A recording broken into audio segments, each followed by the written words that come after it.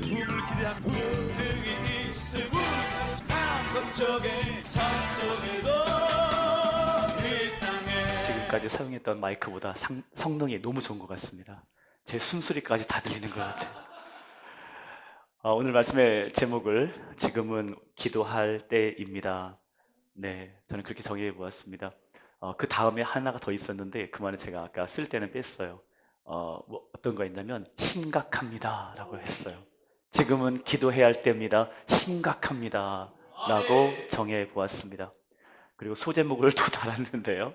회개의 기도와 중보의 기도 중심으로 이렇게 소제목을 달게 되었습니다. 기도의 그 갈래길에 굉장히 많은 가지수가 있죠. 그 중에서 가장 중요하고 핵심적이고 우리가 살아갈 때 이것 없으면 안 되는 정말 필수적인 그러한 기도가 있다면 그것은 회개의 기도이고 또한 중보의 기도인 줄 믿습니다. 오늘 에스겔서 36장 31절로 37절 상반절까지 제가 말씀을 정해 보았는데요. 이 말씀을 통해서 보면 우리가 왜 기도해야 하는지를 여실히 우리에게 증거하고 있습니다. 어떻게 보면 31절부터 35절까지는 하나의 배경이에요. 그 하나의 우리의 말씀을 전달하기 위한 하나의 배경이 나온 것이고 정말 중요한 메시지는 36절과 37절 말씀에 있는 것입니다. 여기에는요 정말이지 우리가 기도할 수밖에 없는 그런 하나님의 그 마음을 우리가 읽는 사람을 하여금 알게 되고 깨닫게 되고 그리고 기도할 수밖에 없는 당위성을 우리에게 가르쳐주고 있다는 것입니다. 저는 어디서 그 부분을 느꼈냐면 바로 이 부분이었어요. 일단 36절과 37절 두 개 구절을 함께 다 같이 읽도록 하겠습니다. 저는 개역 개정판을 보고 있기 때문에 글이 조금 다를 수 있습니다. 시작. 너희 사방에 남은 이방 사람이 나 여호와가 무너진 곳을 건축하며 황폐한 자리에 심은 줄을 알리라. 나 여호와가 말하였으니 이루리라. 주 여호와께서 이같이 말씀하셨느니라. 그래도 이스라엘 족속이 이같이 자기들에게 이루어 주기를 내게 구하여야 할지라. 아멘. 그것이에요. 여러분, 마지막 말씀의 메시지가 굉장히 파워풀하지 않습니까? 무엇이었습니까? 나 여호와가 말하였으니 이루리라. 아멘. 하나님은 성취하시는 하나님인 줄 믿습니다. 그 하나님께서 말씀하셨으니까 이루게 된다는 거예요. 그러면 그 말씀을 받는 사람은요 그냥 가만히 있으면 돼요. 어떻게 보면 그냥 가만히 있으면 돼요. 왜? 하나님이 말씀하셨으니까. 하나님이 이루겠다고 말씀하셨으니까, 하겠다고 말씀하셨으니까 그냥 가만히 있으면 주님께서 이루실 거란 말이에요. 그런데 우리들의 마음을 주님께서 얼마나 잘 아시는지 너희를 그렇게 하면 안 돼 라고 하는 것 같아요. 어떻게 한다고요? 37절 말씀. 주 여호와께서 이같이 말씀하셨느니라. 그래도 이스라엘 족속이 이같이 자기들에게 이루어 주기를 내게 구하여야 할지라. 저는 이게 너무 감동스러운 거예요. 주님이 말씀하셨으니까 이룬다고 말씀하셨음에도 불구하고 우리는요 어떻게 한다고요? 구하여야 한다는 거예요. 구하여야 한다는 거예요. 간구하여야 한다는 거예요. 여러분, 이 말은 다시 말하면, 역설적으로 말하면 어떤 말이냐면 너희가 구하지 아니하면 그것이 딜레이되고 늦춰질 수 있다는 것을 우리에게 말씀하신 거예요. 여러분, 언젠가는 이루겠지요. 그런데 급한 건 누구예요? 여러분, 받는 사람인 거예요. 여러분, 주님은 우리를 통해서 그것이 이루어지는 걸 통해서 우리를 교훈하시기를 원하시는 겁니다. 우리 당장 급한데 그것이 딜레이 되는 거예요. 자꾸 연착되는 거예요. 늦춰지는 거예요. 알고 보니까 내가 기도하지 않는 거예요. 내가 구하지 않는 거예요. 이렇게 돼서 그것이 나에게 끝내 이루지 못해지는 그러한 상황들이 저의 삶 가운데 속에서도 상당히 많이 있었기 때문입니다. 그래서 저는 이 말씀을 보고 나서 참 너무 감동적이었어요. 주님이 이런 분이시구나. 주님은 듣기를 원하시는구나. 주님은 듣기를 원하시는구나. 나의 기도를 듣기를 원하시는구나. 저는 그거를 깨닫게 되었던 겁니다. 이제 첫 번째로 우리가 함께 볼 것은 회개의 기도 중심으로 우리가 기도할 이때를 깨닫고 알게 되기를 간절히 원합니다. 이때는 예수님이 오시기 전이라서 인간이 악한 길로 가고 좋지 못한 행위를 기억하고 우리의 모든 죄악과 가증한 일들로 죽을 수밖에 없었다고 합니다. 그래 지금은 우리 예수님이 우리의 죄와 허물을 모두 짊어지시고 십자가를 지셨기 때문에 우리의 과거의 죄악과 지금의 죄악과 미래의 죄악을 모두 용서해 하신 줄 믿습니다. 저는 이 말씀을 믿는 거예요. 근데 문제는 뭐냐면 제가 너무나 연약하다 보니까 이것을요 악용하는 저의 모습을 바라봅니다. 이것을요 악용해버리는 거예요. 과거의 죄 주님이 용서하셨어. 아멘 좋아. 현재의 죄 주님이 용서하셨어. 아멘 좋아. 앞으로의 내가 지을 죄까지도 주님은 나를 용서하셨어. 아멘 좋아. 근데 여러분 얄팍한 나의 머릿속에 어떤 생각이 들지 않습니까?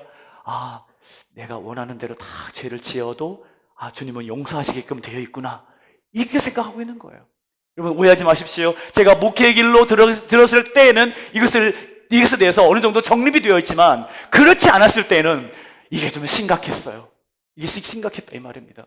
그래서 그 가운데 속에서 저는 굉장히 많은 고민을 했어요. 아니 똑같은 죄를 반복해서 짓는 나의 모습을 보면서 이거 회개할 필요가 있나? 내일 되면 또 그 속에 빠져있는 나를 보는 거예요. 며칠이 지나서 또다시 그 문제를 두고 주님 앞에 무릎 꿇고 나갔던 그런 나의 모습을 보면서 나의 허망한 이 육체의 모습을 보게 되는 거죠. 그리고 또 한 생각하는 거예요. 이거 소용없다. 그냥 포기해야겠다. 그냥 내 마음대로 죄 짓고 그냥 살아야겠다. 이런 생각도 할 때가 있었던 것이거든요. 그러한 때에 제가 새벽에 기도하는데 주님께서 어떤 그림을 보여주시는 거예요. 근데 그 그림은 움직이는 그림이었어요. 여러분 어느 한 장소에 눈이 내리는 겁니다. 눈이 내리는데 거기에는 장독대 그 뚜껑이 닫혀 있는 장독 항아리가 2개가 보였어요. 근데 어떤 항아리는 어떤 사람이 와서 눈이 정도 쌓이면 치우고 눈이 어느 정도 쌓이면 치우고 그러는 거예요. 근데 어느 장독의 그 항아리는 뚜껑이 있죠. 똑같이 뚜껑이 있는 거예요. 근데 쌓여도 치우지 않는 거예요. 치우지 않는 거예요. 나중에 알고 보니까 이 눈이 얼마큼 쌓였는지 나중에는 이 장독대가 깨져버리고 마는 거예요. 저는 그걸 보고 깨닫게 되었어요. 그때마다 치워야 하는구나. 그때마다 치워야 하는구나.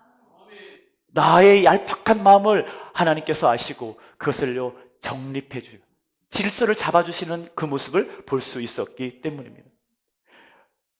사랑하는 성도 여러분, 우리는 3가지 경우를 통해서 우리는 이 회개의 기도를 향해 나가기를 원합니다.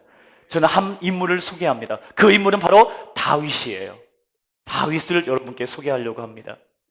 여러분 이 다윗은 어느 한순간 자기의 잘못된 판단으로 인해서 한꺼번에 여러 가지 죄를 짓게 되었어요. 어느 한 여인이 있었습니다. 그 여인이 목욕하는 것을 보게 된 거예요. 그것을 보면서 마음에 음욕이 일어났어요.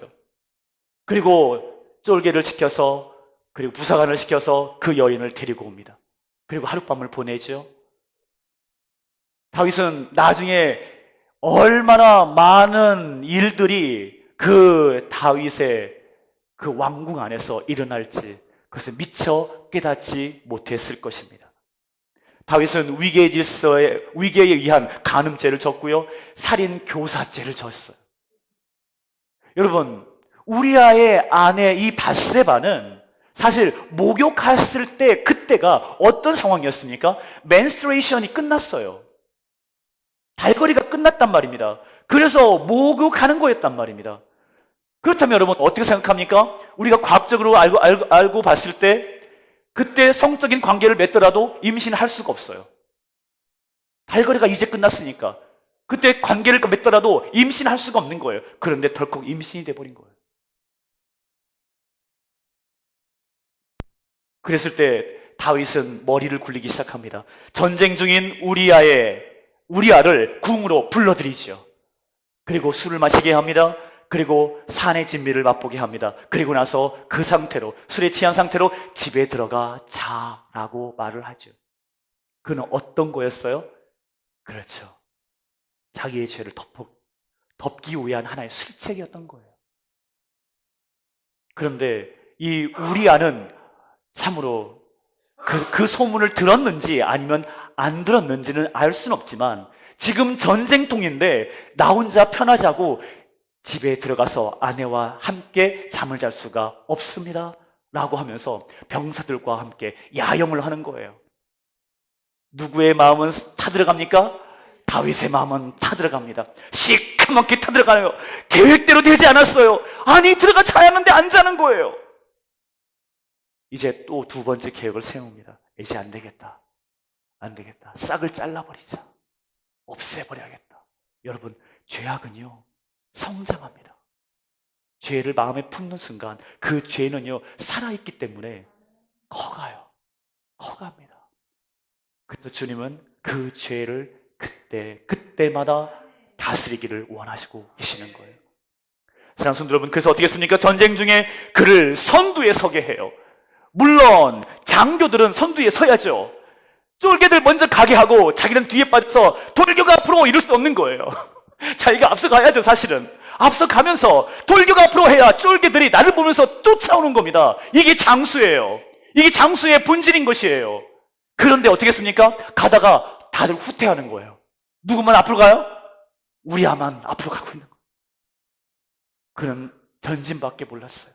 거기에서 장렬한 최후를 맞이하고 맙니다. 참 안타깝죠. 그리고 시간이 흘러갑니다. 모든 것이 완벽했어요. 모든 것이 완벽했어요.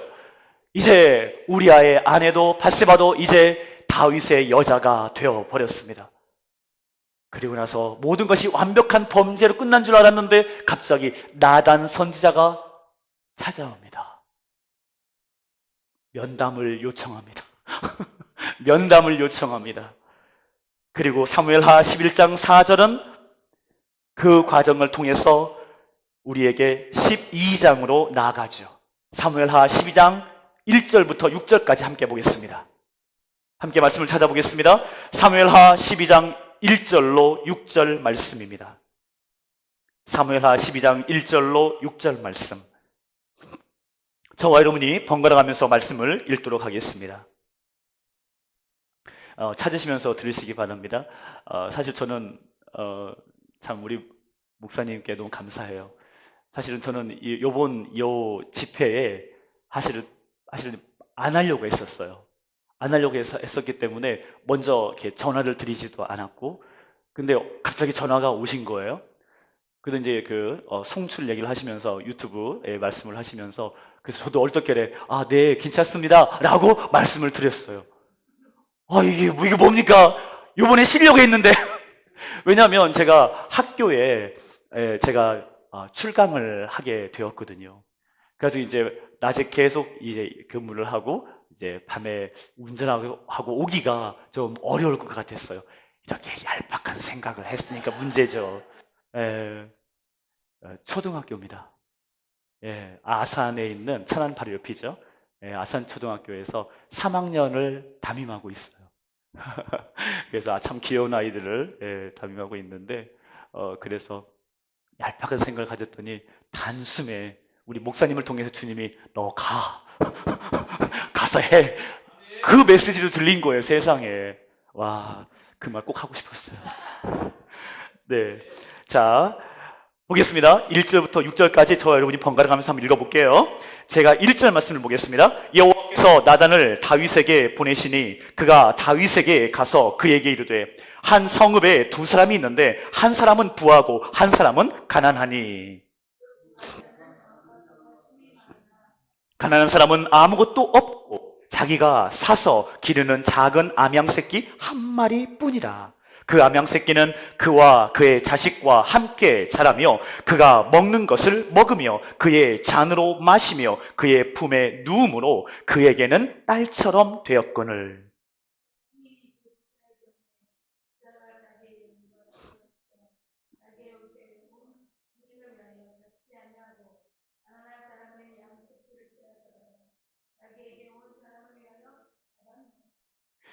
다윗이 그 사람으로 말미암아 노하여 나단에게 이르되 여호와의 살아계심을 두고 맹세하노니 이 일을 행한 그 사람은 마땅히 죽을지라.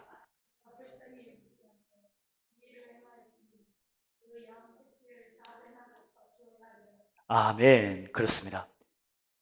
한 가지 이제 예를 들어서 말한 거예요. 근데 이게 실제 이야기인 줄 알고 이 다윗은 화가 나가지고 죽여야 된다. 그리고 네 배나 갚아야 한다고 그렇게 말을 했던 거죠. 여러분 이미 알고 있죠? 그 사람이 누구였던 거예요? 바로 다윗이었던 거예요. 바로 다윗이었던 거예요. 이때까지도 그것이 그 주인공이 나라는 사실을 몰랐어요. 그리고 나서 7절에 그럽니다. 나단이 다윗에게 이르되 당신이 그 사람이라. 여러분 드라마 같으면 이때 굉장히 비장한 음악이 딱 나오면서 짠 이래야 할 것 같습니다. 그렇죠? 이스라엘의 하나님 여호와께서 이와 같이 이르시기를 내가 너를 이스라엘 왕으로 기름 붓기 위하여 너를 사울의 손에서 구원하고 내 주인의 집을 내게 주고 내 주인의 아내들을 내 품에 두고 이스라엘과 유다 족속을 내게 맡겼느니라. 만일 그것이 부족하였을 것 같으면 내가 내게 이것저것을 더 주었으리라. 그러한데 어찌하여 내가 여호와의 말씀을 업신여기고 나 보기에 악을 행하였느냐. 내가 칼로 햇사람 우리아를 치되 암몬 자손의 칼로 죽이고 그의 아내를 빼앗아 내 아내로 삼았도다.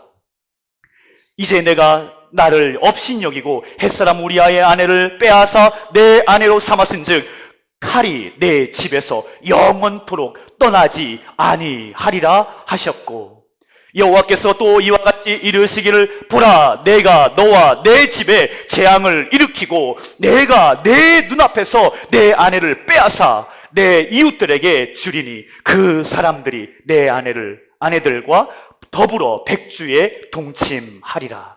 너는 은밀히 행하였으나 나는 온 이스라엘 앞에서 백주의 이 일을 행하리라 하셨다이다 하니 다윗이 나단에게 이르되 내가 여호와께 죄를 범하였노라 하매 나단이 다윗에게 말하되 여호와께서도 당신의 죄를 사하셨나니 당신이 죽지 아니하였노라. 이 일로 말미암아 여호와의 원수가 크게 비방할 거리를 얻게 하였으니 당신이 낳은 아이가 반드시 죽으리라 하고 나단이 자기 집으로 돌아가니라. 우리아의 아내가 다윗에게 낳은 아이를 여호와께서 치심에 심히 앓는지라. 아멘.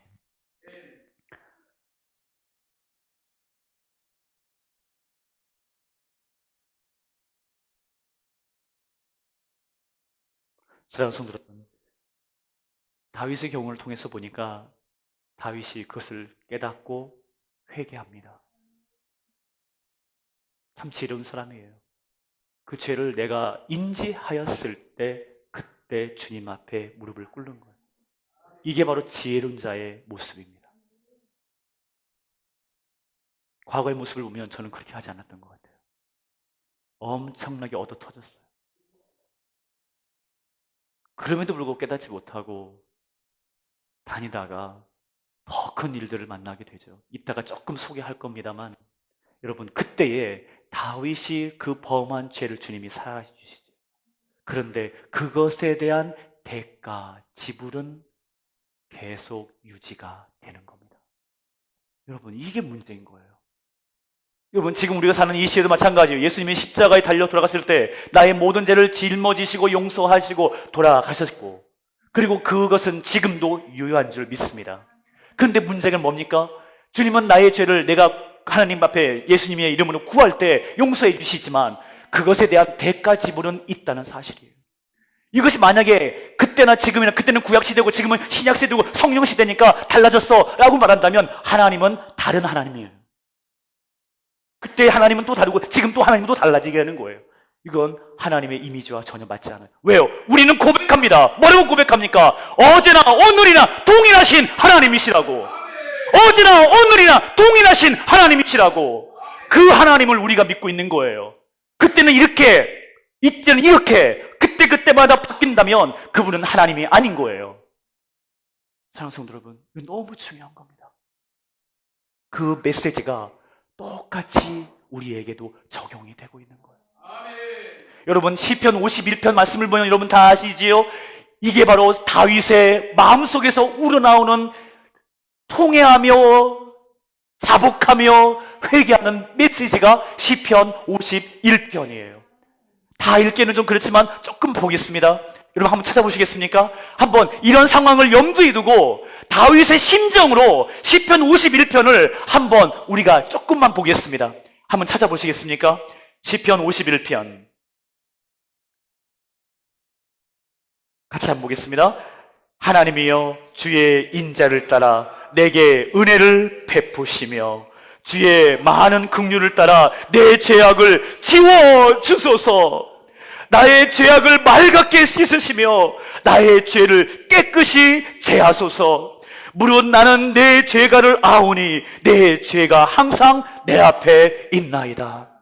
내가 주께만 범죄하여 주의 목전에 악을 행하였사오니 주께서 말씀하실 때에 의로우시다 하고 주께서 심판하실 때에 순전하시다 하리이다. 내가 죄악 중에서 출생하셨으며 어머니가 죄 중에서 나를 잉태하였나이다.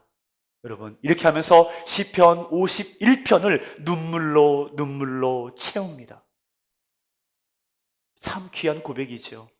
이 고백을 우리 하나님은 받아주시지요.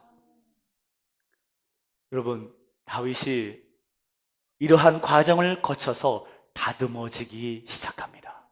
여러분 다윗이 왜 다윗인지 아십니까? 깨닫고 그것을요 바로바로 고칩니다. 이미 지나간 것은 어쩔 수 없어요. 그건 내가 바꿀 수가 없어요. 주님의 나를 향한 은혜만 부어지게 될 뿐이에요. 그걸 내가 간구할 뿐이에요. 주님 은혜 주시옵소서. 저는 부족한 사람이에요. 저는 죽을 수밖에 없는 죄인입니다. 주님 은혜 베풀어 주시옵소서. 이 말만 다윗은 아마 반복했을 줄을 믿습니다. 그리고 나서 여러분 열왕기상 말씀을 보니까 어떤 일이 벌어져요?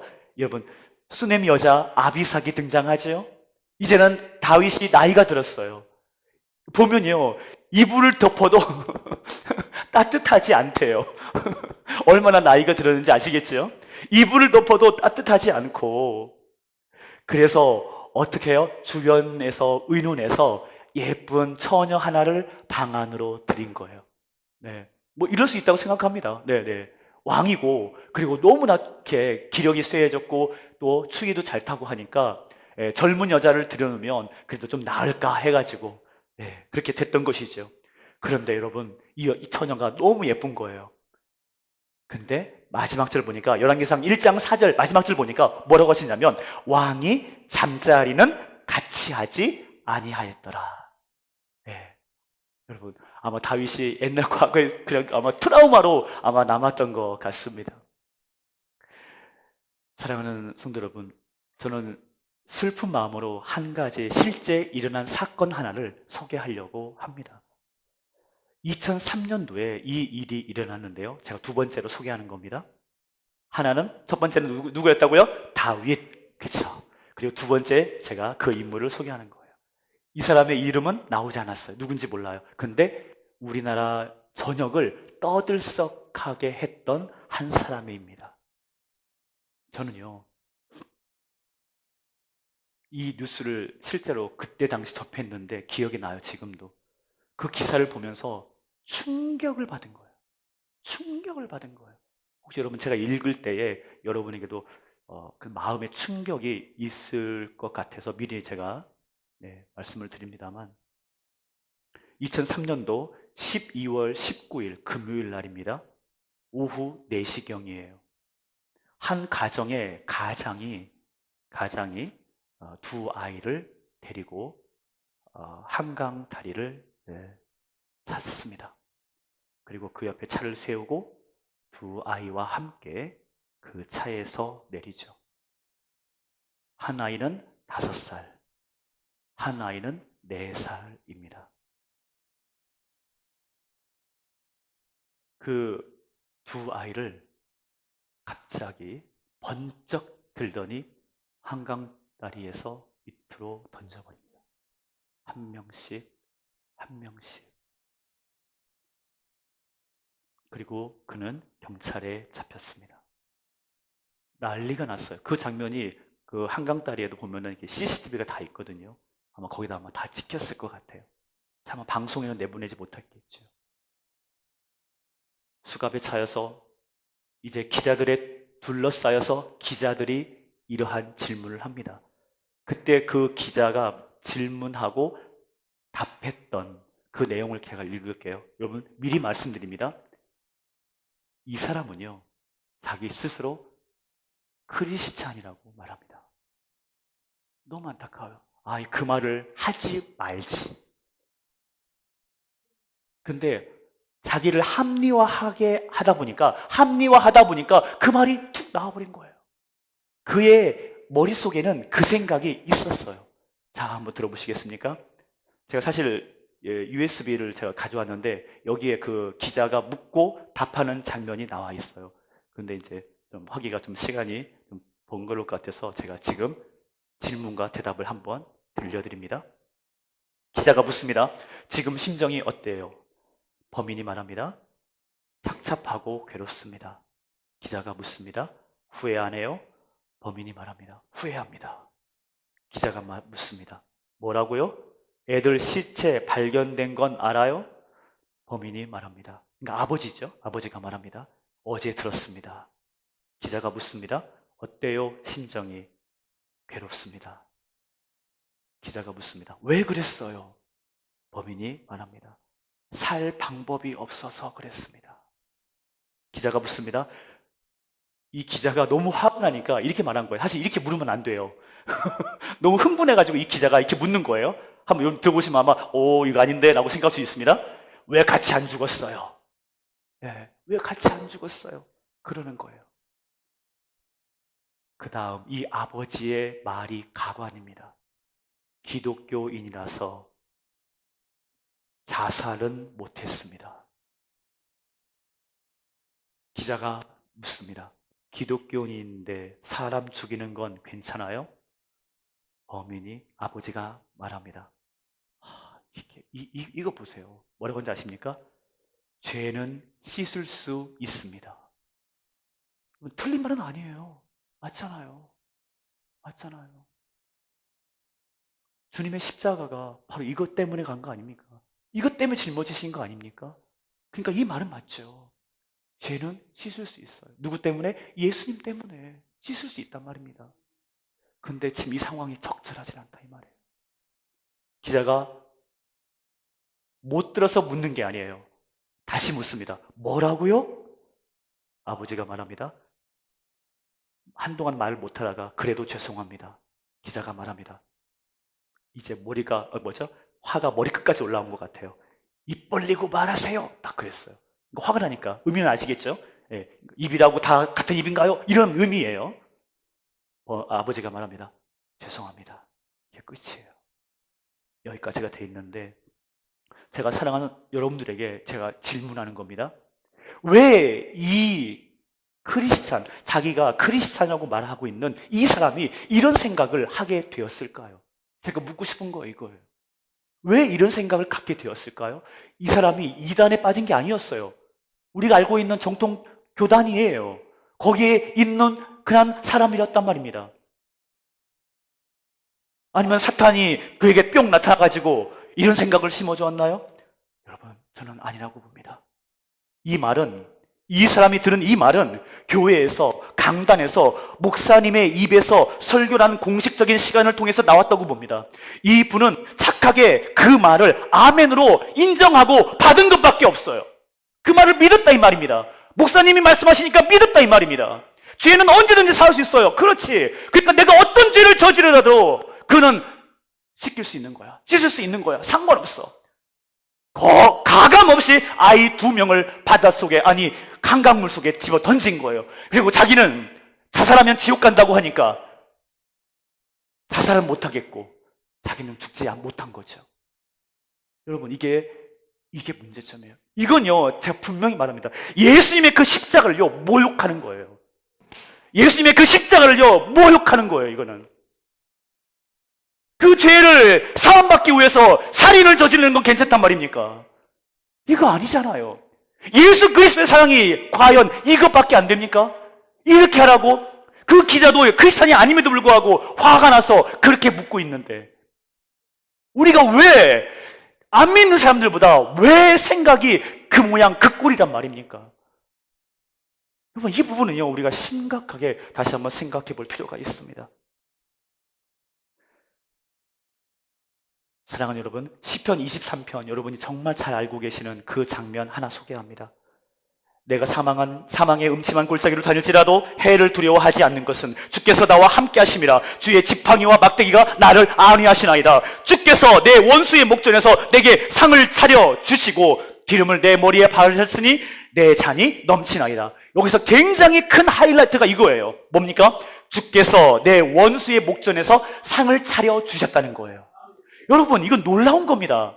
우리의 원수 대적자가 있어요. 그 앞에서 우리 주님이 나를 위해서, 나만을 위해서 진수성찬을 차려주셨다는 거예요.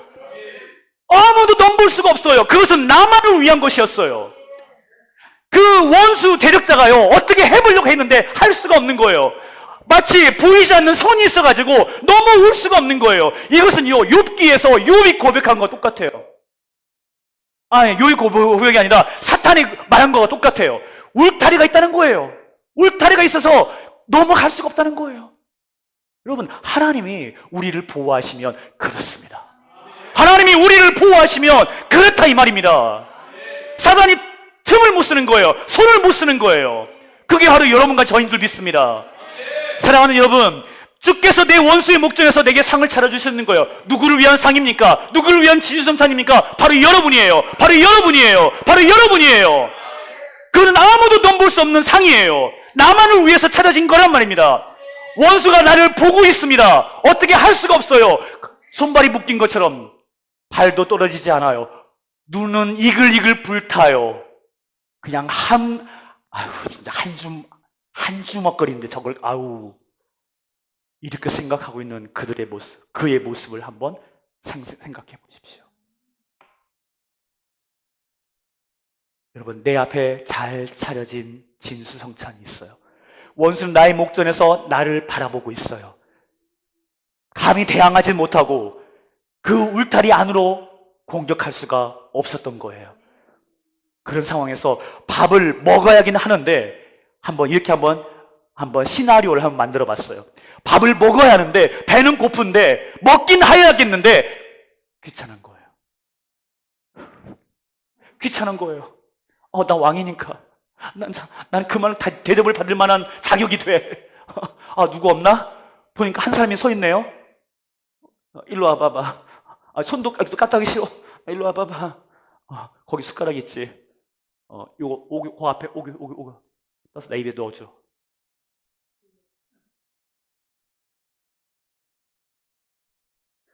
근데 그 종처럼 서 있는 그분이 바로 예수님이셨어요. 그 종처럼 서 있는 분이 예수님이셨어요. 우리는 그를 향해 명령하는 거예요. 그 숟가락 가져다가 내 입에 넣어주기만 해. 사랑하는 여러분, 우리 앞에 진수성찬은 나를 위한 것이지만 그 진수성찬을 먹는 것은 나라는 사실이에요. 그러면 내가 숟가락을 떠서 먹어야죠. 주님은 차려주셨어요. 그거 먹기만 하면 돼요. 여러분을 위해서 모든 걸 다 예배하셨어요. 근데 우리는 그 주님이 차려주신 그 진수성찬마저도 너무나 아니라고 그것을요, 내 마음대로 이기적으로 바라보는 눈을 가졌다 이 말입니다. 나 아무것도 안 하려고 그래요. 모든 것이 주님께서 다 차려줬으니까 먹는 것까지 다 먹여주시겠지? 이렇게 하고 있다. 제가 이 말씀을 준비하는데 이 생각을 저한테 주신 거예요. 그 말씀이 딱 저에게 감동이 되더라고요.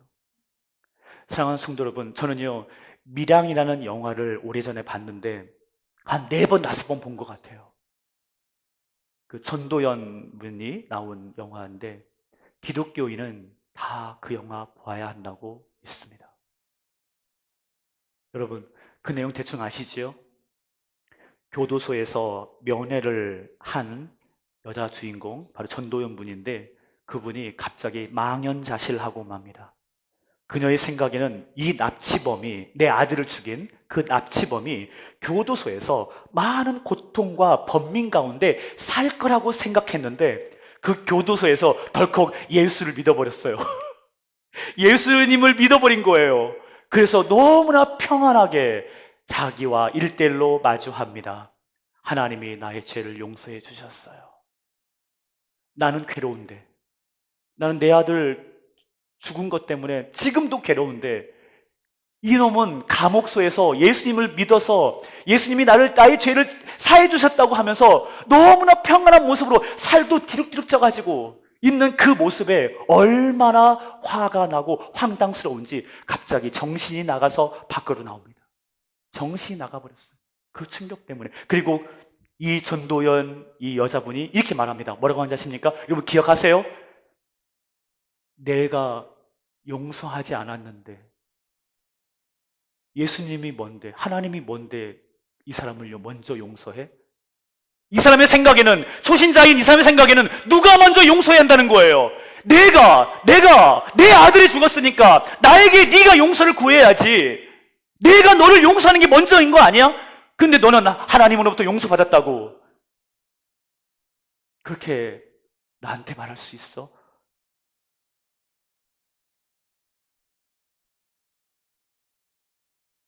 사랑하는 성도 여러분, 누가복음 말씀을 보면 탕자에 대한 이야기가 나와요. 여기 보면 저는요 이게요 전에는 이거 굉장히 수없이 읽었는데도 그걸 깨닫지 못했어요. 근데 탕자의 이야기 이 내용에 우리가 용서를 구해야 하는 대상이 나오더라고요. 여러분 같이 한번 찾아보시겠습니까? 누가복음 15장 17절 18절. 근데 우리가 딱 생각하기를 하나님을 향해서라고 생각할 수 있어요. 맞아요. 근데 한 명이 더 있었어요. 한 명이 더 있었어요. 자, 누가복음에 내 아버지에게는 양식이 풍족한 품꾼이 얼마나 많은가. 나는 여기서 줄여 죽는구나. 내가 일어나 아버지께 가서 이르기를 아버지, 내가 하늘과 아버지께 죄를 지었사오니. 이게 이 탕자의 고백이었죠. 여기 보면 두 분이 나옵니다. 하나는 하늘, 하나는 아버지께. 여러분, 하늘은 하나님을 의미하겠죠. 그분에게 이 탕자는 하나님께 용서를 구하고 싶은 마음이 있는 거예요. 그리고 또 한 가지는요, 내 아버지께. 이런 내 육체의 아버지를 말하는 거예요. 아버지께 못을 박았잖아요. 가슴에 못을 박았잖아요. 가지 말라고 했는데 갔잖아요. 그리고 그 아버지가 계속 나를 위해서 기다린 거, 이 녀석은 알까요?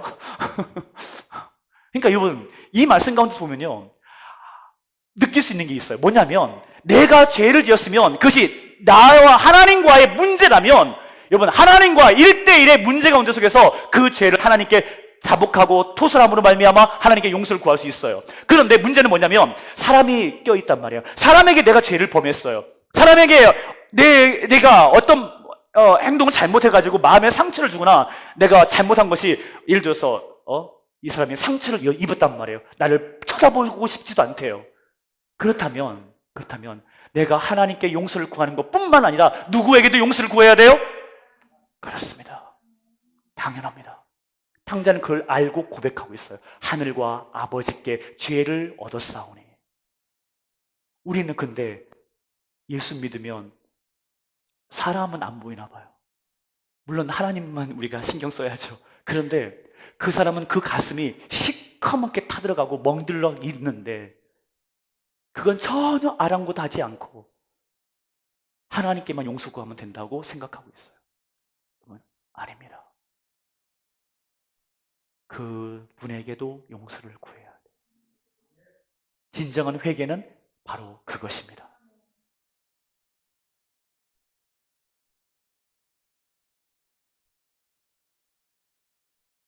여러분, 마태복음 22장 35절로 40절 말씀, 이 말씀을 함께 보기를 원합니다. 마태복음 22장 35절로 40절 말씀. 그렇기 때문에 우리 주님은 이 부분에 대해서 바로 두 가지를 우리에게 말씀하시는 거예요. 바로 하나님 사랑과 이웃 사랑이에요. 여러분, 하나님 사랑과 이웃 사랑이에요. 여러분, 저는 그걸 깨달았어요. 뭐냐면 우리가 살아가면서 하나님이 나에게 허락하신 인생을 살아가면서 우리는요, 훈련하는 거예요. 우리는 훈련하는 거예요. 어떤 훈련입니까? 두 가지 훈련이에요. 사랑하는 여러분, 이 두 가지 훈련을요, 철저하게 잘 이행하십시오. 수행하십시오. 그러면요, 그 가운데 속에서 나의 믿음이 진보하게 되는 겁니다. 그러면 하나님 나라에 들어가게 되는 거예요. 그게 바로 하나님 사랑이에요. 그리고 하나는 이웃 사랑인 거예요.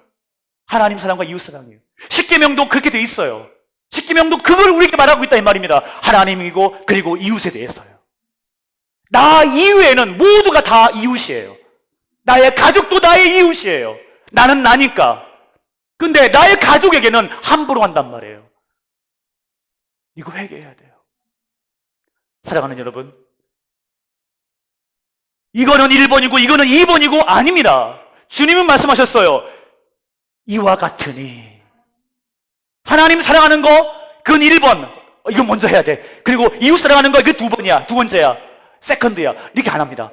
이와 같으니 그만큼이나 레벨이 똑같다 이 말입니다. 하나님 사랑하는 거 못지않게 이웃을 내 몸과 같이 사랑하는 것에 대해서 이 말씀은 철저하게 우리에게 증거하고 있는 것입니다.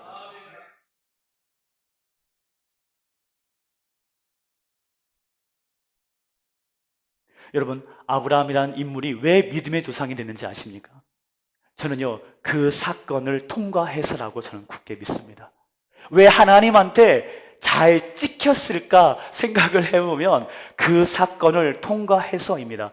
여러분, 제가 생각하는 거 여러분 생각하는 거 맞지요? 바로 이삭. 눈에 넣어도 안 아플 그 이삭. 여러분, 독자, 그것도 말년에 얻은 그 외아들 얼마나 예쁘겠어요. 얼마나 애지중지하겠어요. 그런데 어느 날 갑자기 주님이 네 아들을 나에게 바치라 그래요. 여러분, 이거는요, 충격입니다. 충격. 여러분 아시는 것처럼 하나님은요, 인신공양하는 거 원치 않으셨어요. 하지 말라는 거예요. 여러분, 그 가증한 거라고 말씀하셨던 거예요. 그런데 왜 갑자기 하나님이 그 아들을 나에게 바치라고요? 여러분, 여기에는요, 한 가지 이유가 있다고 저는 굳게 믿습니다. 그건 바로 하나님 자신을 위해서가 아니라 아브라함을 위해서 그렇게 했어요. 아브라함을 위해서 그렇게 하셨다고 저는 굳게 믿습니다. 아브라함 자신을 위해서 이게 필요했다 이 말입니다. 이것은 마치 한 가지 예를 들어 볼게요. 어떤 한 사람이 자기 합수표를 가지고 자기 합수표를 너에게 주겠다고 약속했어요. 그리고 너한테 줄 텐데 조금만 기다려 막 그러는 거예요. 아직 받지도 않았어요. 근데 받을 나는 너무 깝깝한 거죠. 언제 주려고 도대체 언제 줄 건데, 언제 그 약속을 지킬 건데. 근데 어느 날 그 자기 합수표가 내 손에 들어왔다고 생각해 보십시오. 그 사건이 바로 이삭을 바치는 사건이었다 이 말입니다. 아브라함에게 확증이 필요했어요. 하나님과의 그 언약 가운데 속에서 확증이 필요했어요. 그 확증의 사건이 바로 이삭을 바치는 사건이었어요. 왜? 너무 귀하잖아요. 나 다음으로 마누라가 두 번째인가요? 마누라 못지않게 정말 귀한 아들이 이삭인데, 그 귀한 아들을 혹시 여러분, 저는 엉뚱하게 이런 생각 해봤습니다. 혹시 하나님께서 아내를 바쳐라 라고 했으면 어땠을까? 그런 생각도 한번 해본 적이 있어요. 쓸데없는 생각을 해요, 이렇게. 아무튼 그 귀한 아들을 바치라고 했을 때 하나님은 이미 아셨을 거라고 굳게 믿습니다. 어떻게 반응할 것인지를. 여러분, 그 인물이 바로 욥 아닙니까? 욥은 하나님이 신뢰했어요. 여러분, 욥이요, 시험 받는 것을 사단에게 허락을 했잖아요. 그 전에 누가 먼저 욥 이야기를 꺼냈어요? 사탄이 아니에요. 하나님이 먼저 네가 그 욥을 주목해 봤냐? 라고 묻고 있잖아요. 왜요? 소개하고 싶은 거예요. 내 아들을, 내 귀한 아들 이 욥을 얼마나 철저하게 나를 기쁘게 하고 있는지 그거를요 소개하고 싶은 거예요. 누구에게? 사탄 요 새끼한테. 그러니까 하나님 먼저 사탄에게 주목해서 봤냐? 라고 묻는 거예요. 그러니까 뭐라고 사단이 할 수 있는 게 뭐예요? 하나님이 철저하게 보호하고 있으니까 그게 부자 된 거 아닙니까? 그 뻔한 거 아니에요? 그렇게 다 가져가 보십시오. 하나님 믿나? 어림없어요. 여러분, 사단의 생각은요 거의가 한계예요. 거의가 한계입니다. 한계. 여러분, 사단의 생각은요, 여러분, 그 라인을요 넘어설 수가 없어요. 인간이 하나님을 믿는 것은 이유가 있다고 생각하는 거예요. 아멘? 사람이 하나님을 믿는 것은, 예수님을 믿는 것은 다 이유가 있다라는 거예요. 그러니까 그 이유를 테이크아웃 해버리면, 가져가 버리면 하나님을 배신할 거라는 거예요. 이게 사단의 데이터예요. 그동안 수천 년 동안 인류를 대하면서 느낀 낀 데이터가 하늘을 뚫어버릴 정도로 엄청난데 그들의 데이터를 종합해보면 이유가 없는 것은 없다는 거예요. 하나님 믿냐? 너 분명히 그런 이유가 있어. 그 이유를 내가 만약에 손대거나 가져가 버리면 너는 아마 하나님 배신할걸? 이게 사단의 생각이에요. 하지만 여러분들은 그렇지 않을 줄 믿습니다. 우리는요, 그걸요, 뛰어넘는 거예요. 우리는요, 그걸요, 뛰어넘는 겁니다. 여러분의 믿음은 약한 믿음이 아니에요. 여러분의 믿음은요, 엄청나게 강한 믿음이에요. 그거를 사단이 간과하고 있고, 어찌 말하면 여러분 스스로가 너무 약해져 있어요. 여러분 스스로가 너무 약해져 있어요. 여러분은 이미 강한 믿음을 가지고 있어요. 그러니까 지금 이 자리에 계시죠. 지금 쉬는 시간인데, TV 보고 쉬어야 할 시간인데, 여러분 이 자리에 있는 거예요. 이건요, 뭔지 아십니까? 저는 우리 성도들한테 그렇게 말합니다. 여러분이 예배 드릴 때 그 자리에 있는 것은 하나님께 투자하는 거다. 하나님께 투자하는 거다. 그냥 빵꾸도 안 나요. 죄송합니다. 예. 구멍도 안 나요. 여러분, 하나님에게서는 여러분 마이너스 없는 거 아시죠? 여러분, 하나님한테는요, 모든 것이 다 보상으로 우리에게 줍니다. 이 세상에서 우리가 얻을 것이고요. 만약에 이 세상에서 여러분들이 얻지 못한다면 하나님 나라에서 여러분은 얻게 될 줄 믿습니다. 이게 하나님의 방법이에요.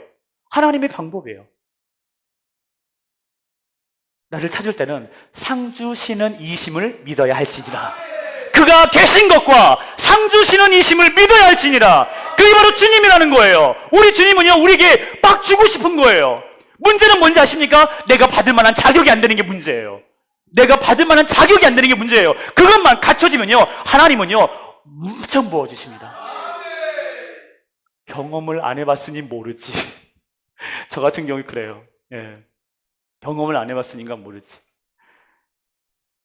사랑하는 여러분, 주님은 여러분을 끔찍히도 사랑하십니다. 여러분의 인생 가운데 속에서 하나님이 원하시는 길로 갈 수 있도록 여러분 자신을 그냥 내어드리십시오. 그게 정말 좋아요.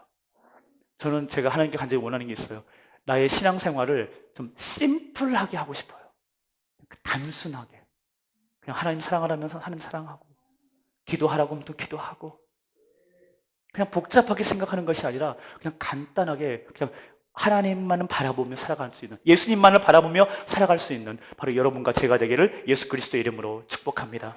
여러분, 한 가지 말씀 찾아봅니다. 로마서 4장 20절로 24절입니다. 로마서 4장 20절로 24절입니다. 이 물 제가 마셔도 괜찮겠습니까? 네, 감사합니다.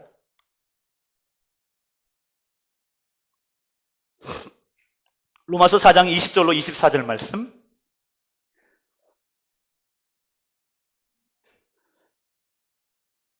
자, 이것도 역시 믿음 얘기가 나오니까 당연히 아브라함 얘기가 나오게 되는 거죠. 같이 한번 읽겠습니다. 믿음이 없어. 시작. 믿음이 없어 하나님의 약속을 의심하지 않고 믿음으로 견고하여져서 하나님께 영광을 돌리며 약속하신 그것을 또한 능히 이루실 줄을 확신하였으니 그러므로 그것이 그에게 의로 여겨졌느니라. 그에게 의로 여겨졌다 기록된 것은 아브라함만 위한 것이 아니요 의로 여기심을 받을 우리도 위함이니 곧 예수 우리 주를 죽은 자 가운데서 살리신 이를 믿는 자니라. 아멘. 그렇습니다. 이게 바로 우리가 예수 그리스도를 통해서 믿는 의, 바로 의라는 것이지요. 그러나 하나님의 약속을 의심 없이 믿고 그리고 그 믿음이 견고해져서 하나님께 영광을 올려드리는 그 과정 자체가 바로 하나님께 의로 여겨진다는 것이에요. 여러분, 마태복음 22장 말씀을 보면 이런 말씀이 있습니다. 이제 왕이 이제 잔치를 혼인 잔치를 벌이게 되었죠. 여러분 다 아시는 겁니다만, 그래서 초청장을 보냈는데 아무도 움직이지 않는 거예요. 다 이유가 있어요. 핑계거리만 됩니다. 그리고 나서 사거리로 가서 길에 채이는 사람들마다 다 데리고 오는 거예요. 다 데리고 오라고 합니다. 그래서 모두 다 데려와서 그 자리가 가득 차고 넘치게 됩니다. 임금이 손님을 보러 오지요. 근데 거기 보니까 한 사람이 예복을 안 입은 거예요. 그리고 그 친구에게 묻습니다. 친구여, 어찌하여 예복을 입지 않고 여기 들어왔느냐 하니 그가 아무 말도 못하거늘. 사랑하는 여러분, 여러분 아시는 것처럼 그 예복은 그 문 앞에서 다 나눠주는 거였어요. 그냥 입기만 하면 되는 거였어요. 우리가 갑자기 그냥 끌려왔기 때문에, 그리고 내가 생각지도 않은 그 초대장을 받아서가 아니로, 그리고 초청장이 그 즉시 그냥 내가 가겠다고 해서 그냥 온 거기 때문에 준비가 돼 있지 않죠. 근데 그 문 앞에서 예복을 나눠주는 거예요. 그냥 입기만 하면 되는 것이었어요. 여러분, 그런데 그 한 사람은요, 그 예복을 입지 않았다는 겁니다. 그리고 마지막 절에 이렇게 얘기합니다. 청함을 받은 자는 많되 택함을 입은 자는 적으니라. 이렇게 말씀하고 있습니다. 청함과 택함, 그것의 차이. 여러분, 우리는 예수 그리스도 안에 있습니다. 우리가 교회 안에서 우리가 성도들로서 서로 만나고 있습니다. 근데 교회 안에 있다고 해서 하나님으로부터 택함 받는 것은 아니라는 사실이에요. 이건 엄밀히 우리가 정말 냉정하게 이 부분을 보아야 할 것입니다. 성경은 분명히 얘기하고 있어요. 그 교회 안에는요, 양도 있고 뭐도 있다는 거예요? 염소도 있다는 거예요. 내가 그날이 되면은 양과 염소를요 갈라놓겠다고 합니다. 구별하겠다는 것이지요. 예수님의 초청에 반응하고 그 초청의 청함을 받아서 교회에 내가 소속되어 있다는 것, 그 자체가 내가 구원받았다는 의미가 아니라는 사실입니다. 예복을 입고 안으로 들어가야 하는 것입니다. 택함을 받았다는 의미는 내게 주어진 그 예복을 입고 그 혼인잔치 자리에 들어가는 것입니다. 청함을 받아 그 자리에 있더라도 주어진 예복을 입지 아니하면 그것은 택함을 받은 것이 아닌 것입니다. 여러분, 요한계시록 19장을 보면 그 예복, 다시 말하면 그 세마포가 무엇이라 말하는지를 우리는 알게 됩니다. 요한계시록 19장 말씀 함께 보겠습니다. 요한계시록 19장 8절 말씀입니다. 요한계시록 19장 8절 말씀 같이 함께 읽겠습니다. 시작. 그에게 빛나고 깨끗한 세마포 옷을 입도록 허락하셨으니 이 세마포 옷은 성도들의 옳은 행실이더라 하더라. 아멘. 성도들의 옳은 행실, 그 옳은 행실이 바로 세마포 옷을 입을 수 있는 자격이 된다는 것이죠. 세마포 옷을 입을 수 있는 자격이 되는 것은 성도들의 이 땅을 살아가면서 행하는 그러한 행실이 그것을 그렇게 만든다는 것입니다. 이러한 과정들이 필요하고 우리들도 이러한 믿음의 확증을 받는 일들이 제법 우리에게 있습니다. 사실 제 개인적으로는 그 시기가 2000년도에서 2005년도 사이라고 저는 생각을 하고 있습니다. 저는 개인적으로 굉장히 독특한 간증이 하나 있습니다. 제가 지금부터 말씀드리는 이 간증은 좀 이렇게 민감할 수 있습니다. 하지만 여러분들이 이해하시고 이렇게 들으셨으면 참 좋겠습니다. 저는 저와 함께 교회에 신앙생활을 하던 집사님 한 분이 있었어요. 근데 이 집사님은 원래 그 무태서, 그러니까 육지에서, 제가 이제 섬에 있었거든요. 육지에서 오비 맥주, 그때 맥주 회사의 시음팀, 그러니까 테스트, 그러니까 맛을 보는 테스트 하는 사람이었어요. 그러다 보니까 맨날 술에 취해 있는 거예요. 그래서 어느 날 아내가 최후의 결단을 내렸어요. 최후의 통첩을 한 거예요. 당신 나와 살고 싶으면 이거 해결해. 그러기 전까지는 집에 들어올 생각 하지 마. 라고 최후의 통첩을 내리니까 이 집사님이 섬으로 온 거예요. 그 섬이 바로 서해안 앞바다에 있는 원산도라고 하는 섬이었어요. 저는 원산도에서 4년 2개월을 살았습니다. 거기에서 이제 그 감리교회 성도로서, 그때는 집사였었어요. 그 집사로서 신앙생활을 하고 있었습니다. 저는 이분이 지옥에 떨어지는 걸 제가 봤어요. 그 과정을 보면 이분이 무태서 오셔가지고 신앙생활을 그렇게 잘하는 거예요. 여러분, 새벽 기도마다 빠지지 않았어요. 장의자에 무릎 꿇고 앉습니다.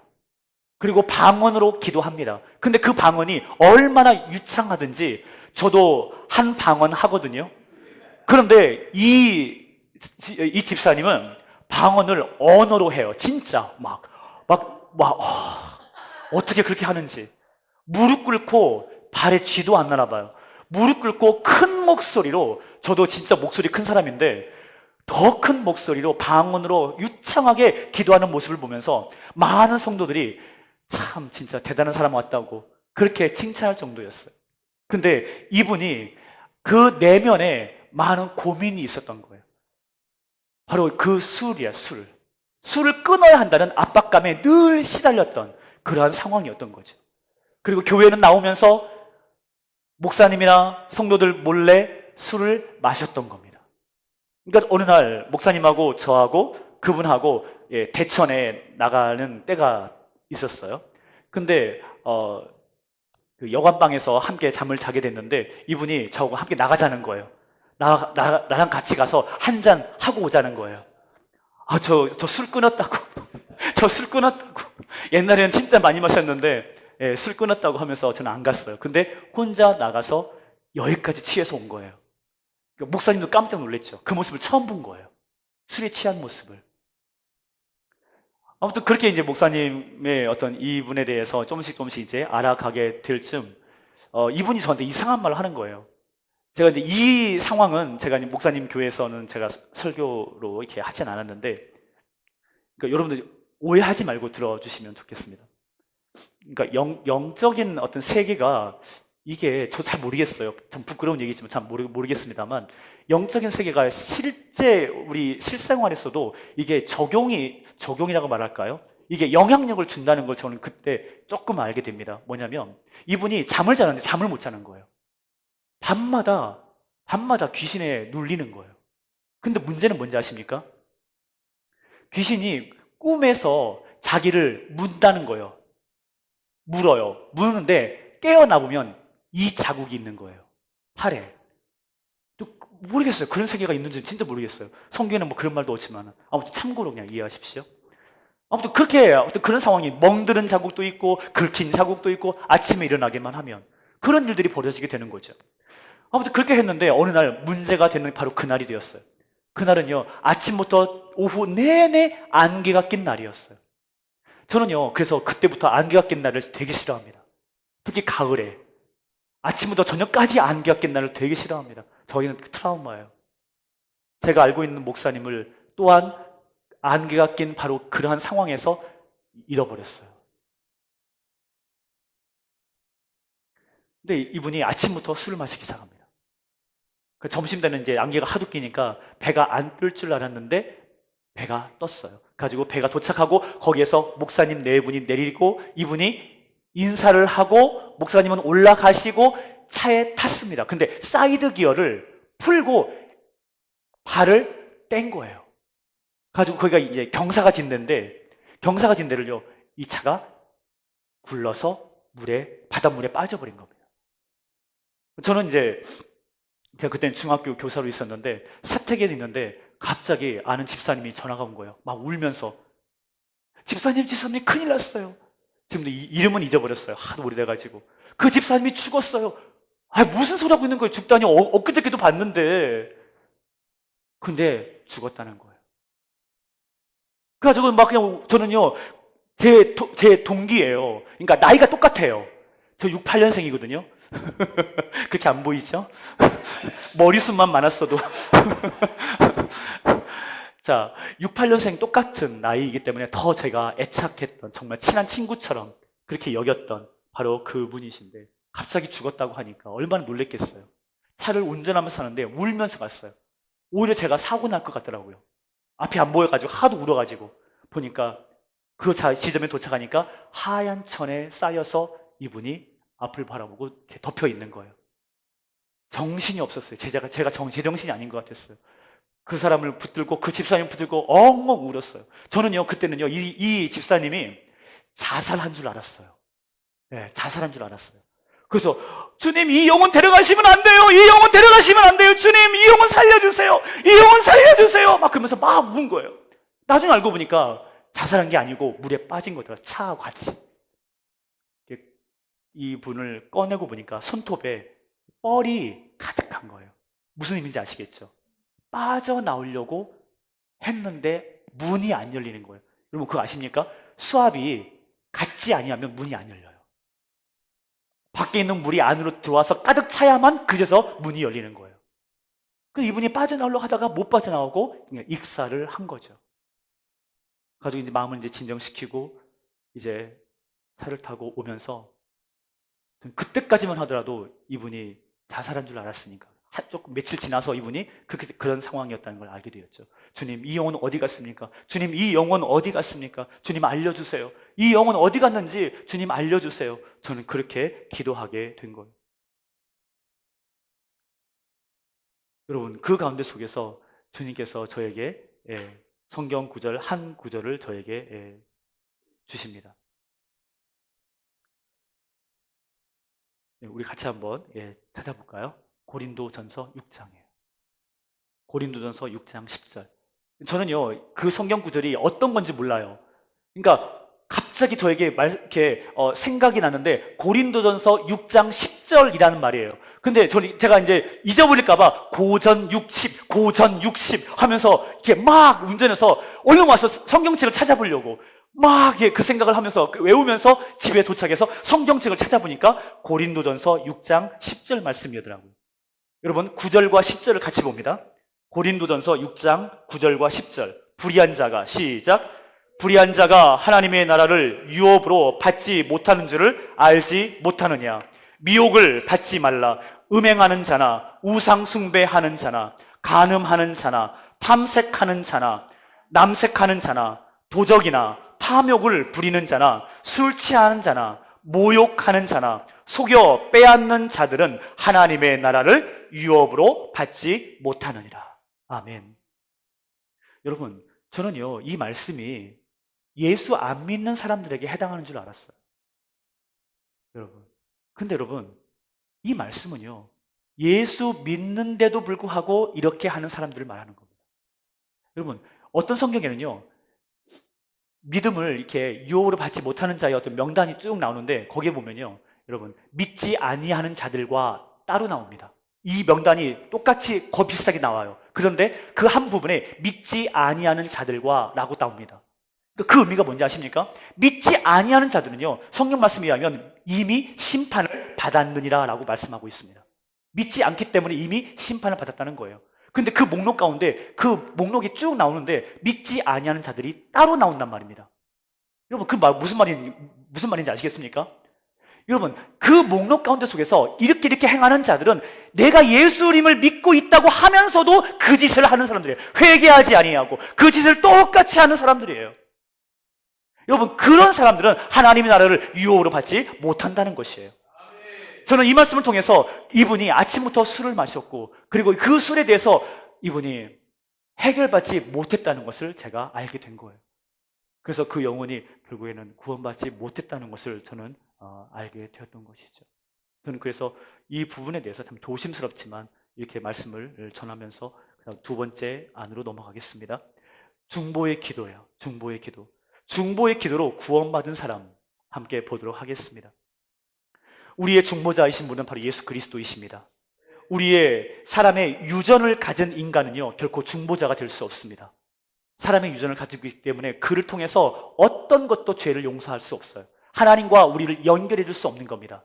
근데 그 이단들은 내가 중보자라고 말하는 거죠. 나를 통해서 구원받는다는 거예요. 그러니까 이단 소리 듣지. 여러분 예수 그리스도밖에 중보자는 없습니다. 바로 그분을 통해서 우리가 하나님께 나가는 것이에요. 그렇기 때문에 우리는요 누구의 이름으로 기도하는 겁니까? 예수 그리스도의 이름으로 하나님께 기도하는 거예요. 어느 순간부터 제 기도의 패턴이 바뀌었습니다. 전에는 예수 그리스도의 이름으로 기도합니다 했는데 이제는요 예수 그리스도의 이름으로 하나님께 기도합니다. 좀 더 자세하게 말하기 시작했어요. 저는 그게 은혜가 되더라고요. 네, 은혜가 되더라고요. 물론 예수 그리스도 이름으로 하나님께 말하는 건 당연하죠. 그런데 말을 그냥 그렇게 해버리니까 아예 제 마음속에 그냥 너무 좋더라고요. 여러분 저는요 세 사람을 소개하려고 합니다. 그리고 제가 마무리할 겁니다. 여러분 첫 번째는요 여러분 아시는 분일 수 있습니다. 저는 박영문 목사님을 여러분께 소개합니다. 여러분 이 분을 통해서 중보 기도가 왜 필요한지, 내가 그 누군가를 위해서 기도하는 것이 왜 중요한지를 여실하게 보여주고 있는 그러한 간증을 하고 계신 분이에요. 여러분 유튜브에는요 우리가 믿지 않아야 할 어떤 그러한 천국과 지옥을 보고 온 그냥 가짜 그냥 증언하는 사람들도 제법 있어요. 근데 이분은 진짜라는 걸 제 영이 저에게 알려주더라고요. 이분의 말씀은 진짜라는 걸 제가 알게 되었어요. 이분이 하는 말이 그러더라고요. 누군가가 자기한테 말한다는 거예요. 나는 그거 믿을 수 없다고.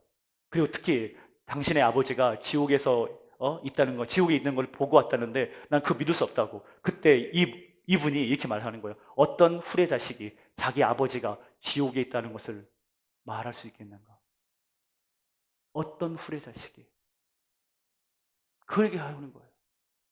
놀랍더라고요. 굉장히 깡패 출신답게 굉장히 빡세게 얘기하고 있는 거더라고요. 여러분 전직 조폭 출신이십니다. 박영문 목사님이에요. 여러분 14년 전에 소천하셨지요. 네, 2009년 6월 21일 날 간암으로 소천하셨습니다. 사랑하는 여러분, 이분 같은 경우에는 아내로부터 배신을 당했어요. 아내가 찾아오지 않는 거예요. 이혼을 하자고 요구합니다. 근데 그 가족을 몰살시키려고 계획을 세웠죠. 그리고 휘발유통을 사들고 그 집을 다 불질러 버리려고 했던 계획을 세웠던 거예요. 그런데 그 전날 엄마가 보고 싶어서, 엄마가 불쌍해서 엄마랑 하룻밤을 자려고, 그리고 그날 밤에 그 일이 벌어진 거예요. 여러분, 거기서 이 목사님이 천국과 지옥을 보고 온 것이죠. 여러분, 그것은 제가 생략하겠습니다만, 이분이 그 다음날 사건을 저지르고 헤드라인 기사에 큰 기사거리가 될 수 있을 만한 그러한 사건이 될 수 있었는데, 실제로는 우리 주변에 그거 못지않은 끔찍한 사건들이 지금도 일어나고 있는데, 이분은 어떻게 하나님의 은혜를 받았는지 이런 일을 경험했단 말입니다. 저는 그때 생각했어요. 편협적으로 하나님 차별하시네. 누구는 그런 일이 하도록 내버려두고 이 사람만 왜 이런 일이 벌어져? 저는 그런 생각했다는 거예요. 제가 몰랐으니까. 근데 여러분, 놀라운 일이 벌어졌어요. 여러분, 그 형이 있는데 형이 바로 목사였던 거예요.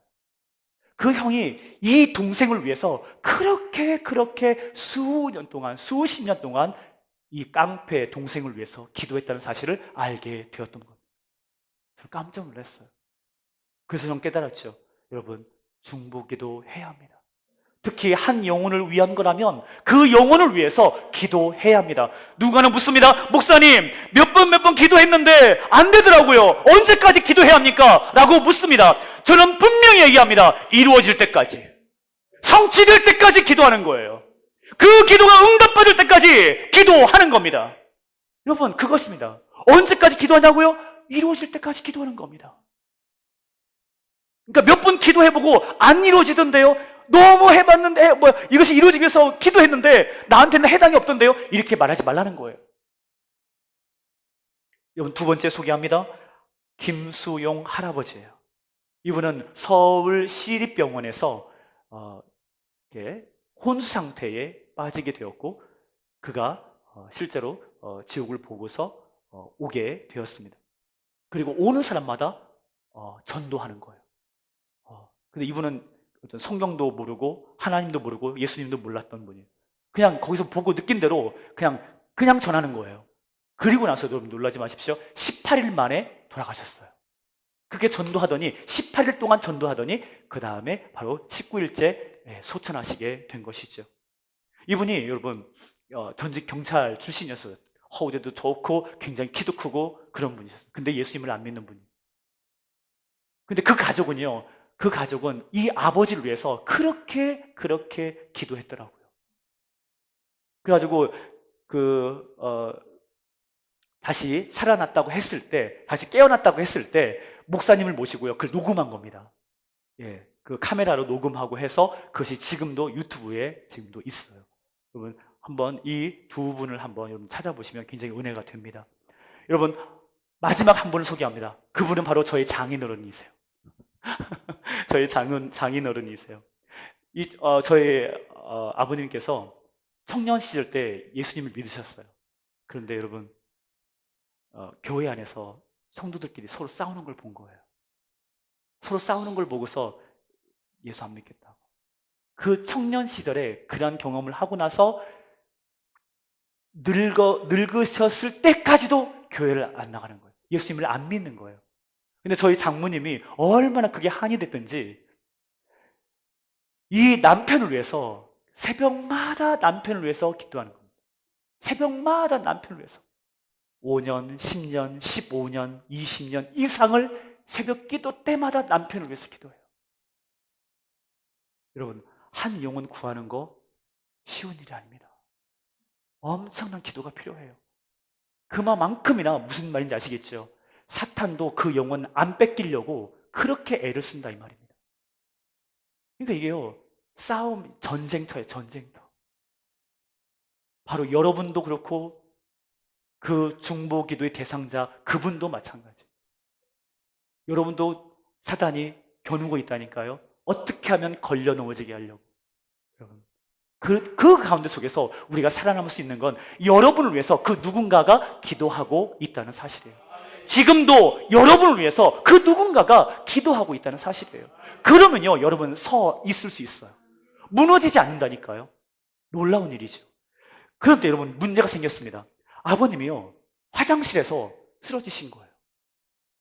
화장실에서 갑자기 쿵 하더니 아버님이 쓰러지신 거예요. 그래서 119 불러가지고 인근에 있는 병원에 모시고 왔습니다. 그 아버님이 계신 곳은 전라북도 부안이에요. 부안에서 가까운 병원으로 이제 후송을 해서 이제 조치를 받는데, 어머님이 생각했을 때 너무 어그망창스러운 거예요. 하나님, 내가 그렇게 기도했는데 나 이제부터 교회 안 나갈라요. 전라도 사투리 아시죠? 나 이제부터 교회 안 나갈라요. 그렇게 기도했는데 교회는커녕 쓰러지기까지 했으니 나 이제 교회 안 나갈라요. 나보고 교회 나가라고 하지 마소. 그렇게 기도한 거예요. 진짜 안 나갈 생각했던 거예요. 그런데 여러분, 일이 생기려니까 어떤 일이 벌어진지 아십니까? 그렇게 기도하고 그날 저녁 때 어머님이 이제 집에 와서 하룻밤을 그냥 자는 거, 너무 피곤하니까. 예, 그냥 하룻밤을 자고 그 다음날 아침에 가려고 했는데 병원에서 난리가 난 거예요. 갑자기 아버님이 풍을 맞으신 거예요. 갑자기. 근데 여러분, 풍을 맞았더니, 풍이 뭡니까? 제가 찾아보니까 풍을 다른 말로 뭐라고 하던데, 예, 뭐라고 중풍, 그러니까 아무튼 뇌가 터진 거라고 하더라고요. 예, 아무튼 그 혈관이 터진 거라고 하더라고요. 여러분, 그 즉시 빨리 조치를 안 취하면 생명 잃을 수 있는 상황인 거예요. 그런데 우리 아버님이 계신 곳이 어디라고요? 병원. 병원이기 때문에요, 즉시 조치를 취할 수가 있었어요. 그래가지고 상급 병원인 원광대학병원으로 빨리 후송하라고. 거기에서는 이제 부안이 이제 군이니까 이렇게 좀 어려웠던 모양이에요. 그러니까 긴급하게 조치만 취하고 원광대학병원으로 빨리 후송하라고 해가지고 수술을 받았어요. 그래서 어느 날 이제 제가 아버님을 뵈러 가니까 완전 어린애예요, 어린애. 젓가락으로요, 콩. 뭔지 아시죠? 예. 손 이게 조작 능력이 떨어지니까 푹 맞으셔가지고 이걸 하고 계시는 거예요. 지금은요, 잘 걸어 다니시고 잘 움직이십니다. 이제는 어떤지 아십니까? 토요일 날요, 목욕하셔요. 토요일 날 목욕하시고 그리고 교회 갈 준비를 하십니다. 놀라운 일입니다. 어머님이 맨날 우세요. 너무 감사해서. 너무 감사해서. 여러분, 한 영혼 구원하는 거요, 좀 빠를 수도 있고요, 그리고 약간 늦어질 수도 있어요. 하지만 중요한 것은 여러분의 기도가 멈추지 아니하면 하나님이 원하시는 그때에 이 분을 구원하신다는 사실이에요.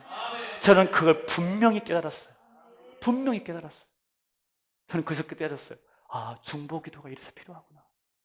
여러분, 그 사람이 믿음으로 서 있을 수 없게 되었을 때, 없는 상황일 때 그 사람을 세울 수 있는 것은 바로 여러분의 기도예요.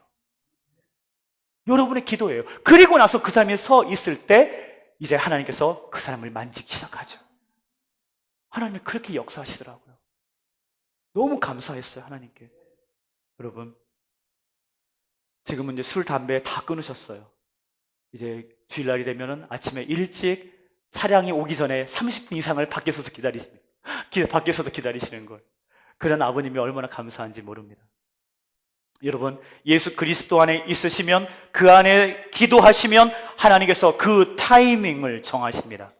그리고 그 시간에, 그의 카이로스의 그 시간에 하나님께서 그 영혼을 구원하시게 되는 거죠. 여러분, 그러니까 그 누군가는요, 여러분의 기도를 필요로 해요. 그 영혼을 살리는 길이에요. 우리 교회 한 녀석이 집에서 가출했어요. 또 도망갈까봐 이 녀석이.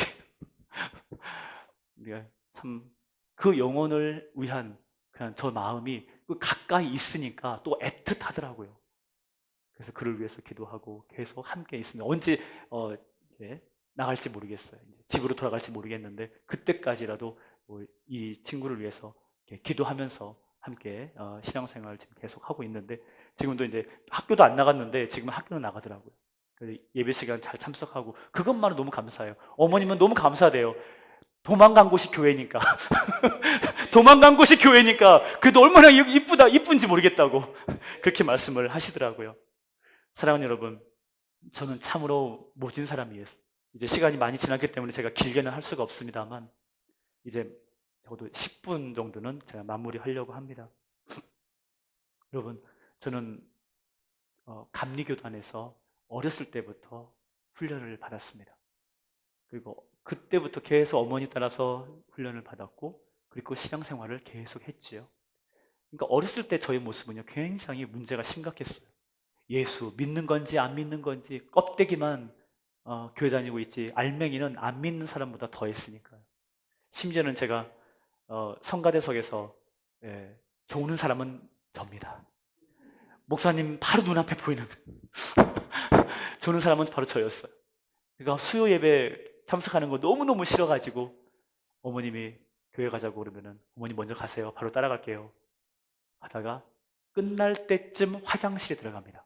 교회 화장실에 몰래 숨어 들어갔다가 이제 나오는 소리가 들리면 살그머니 나와서 목사님 네, 목사님. 그렇게 하고 살짝 빠져나갔던 저의 모습이 바로 그런 모습이었죠. 저는 5년 동안 아버지로부터 맞고 살았어요. 저는 그래서 맞고 사는 분들을 보면 마음이 너무 애틋해요. 아버님은 선생님이셨거든요. 근데 수학을 그렇게 좋아하셨어요. 근데 저는 수학이 진짜 싫었거든요. 그 어려움을 어떻게 풀어?